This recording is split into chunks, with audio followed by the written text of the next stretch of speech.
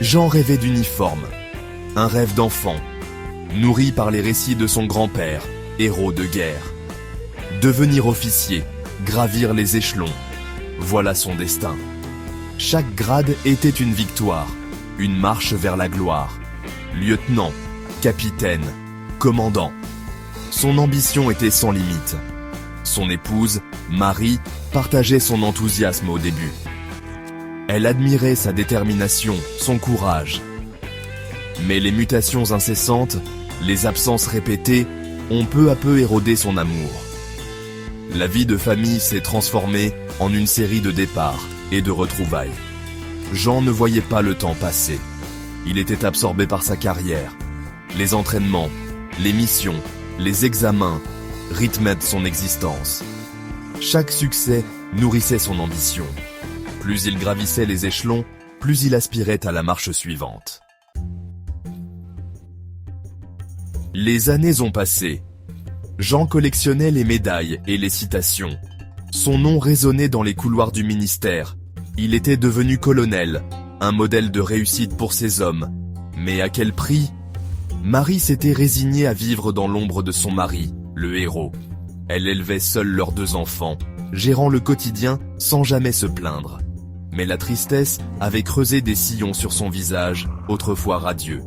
Les enfants, eux, grandissaient sans vraiment connaître leur père. Ils le voyaient rarement, et chaque rencontre était empreinte d'une certaine gêne. Ils étaient fiers de lui, bien sûr, mais l'admiraient de loin, comme on admire une statue inaccessible. Promu général, Jean avait atteint le sommet de sa carrière. Il était respecté, craint, admiré. Son bureau était immense, sa vue imprenable. Mais il se sentait seul, terriblement seul.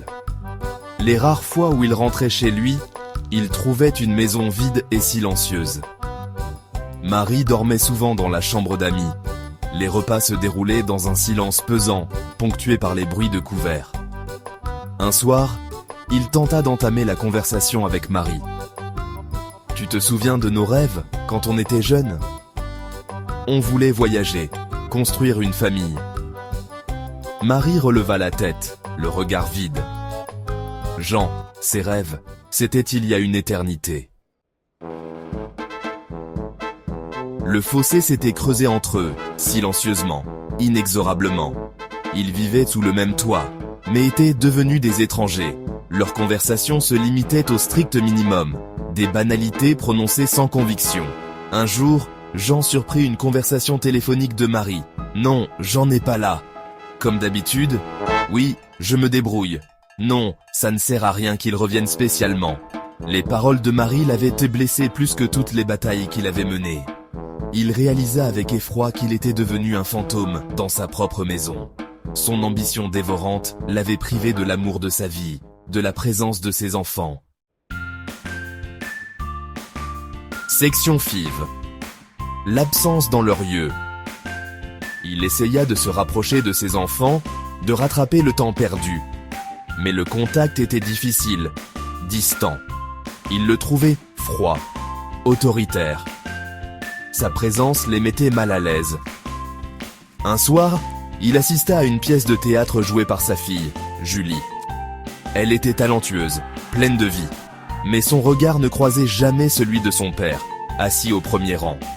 Après la représentation, il attendit Julie à la sortie des coulisses.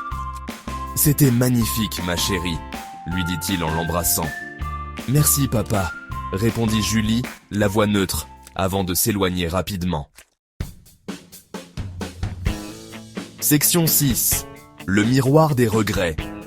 Jean était général, couvert de gloire. Mais il se sentait vide, terriblement seul. Il avait sacrifié sa vie de famille, son bonheur personnel, sur l'autel de son ambition. Était-ce le prix à payer pour atteindre le sommet ? Il se regardait dans le miroir, scrutant les rides qui sillonnaient son visage. Il ne reconnaissait plus le jeune homme fougueux qui rêvait de conquérir le monde. Il ne voyait qu'un vieil homme fatigué, usé par les combats. Le soir, il feuilletait les albums photos, souvenirs d'une époque révolue. Il contemplait les visages heureux de Marie et de ses enfants. Des moments précieux, volés par son ambition dévorante. Section 7. Lettre à un fils lointain. Son fils, Marc, s'était engagé dans l'armée. Un choix qui avait rempli Jean de fierté, mais aussi d'inquiétude. Il écrivait régulièrement à son fils, de longues lettres où il tentait d'exprimer ses sentiments, de partager son expérience. Mon cher Marc, la vie militaire est faite de sacrifices, de choix difficiles. N'oublie jamais que la famille est le bien le plus précieux. Ne commets pas les mêmes erreurs que moi. Dans ses lettres, Jean se confiait comme jamais auparavant. Il parlait de ses regrets, de ses erreurs. Il espérait que Marc saurait trouver le juste équilibre entre son devoir et son bonheur personnel. Section 8. L'héritage d'un nom.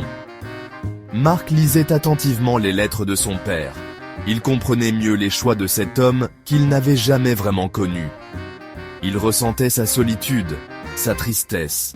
Il décida de vivre sa carrière militaire différemment.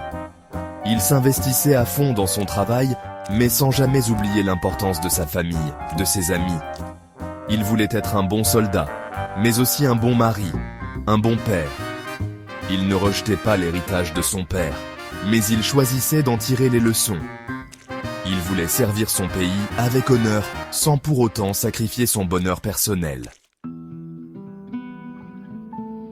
Section 9. Le poids des étoiles. Jean prit sa retraite de l'armée. Il était temps pour lui de se consacrer à sa famille, de tenter de recoller les morceaux d'un passé brisé. Il savait que la tâche ne serait pas facile, mais il était prêt à tout pour retrouver l'amour de Marie, la complicité de ses enfants. Il regardait les étoiles, ces mêmes étoiles qui avaient guidé ses pas tout au long de sa carrière. Elles brillaient toujours autant, mais leur éclat lui paraissait différent.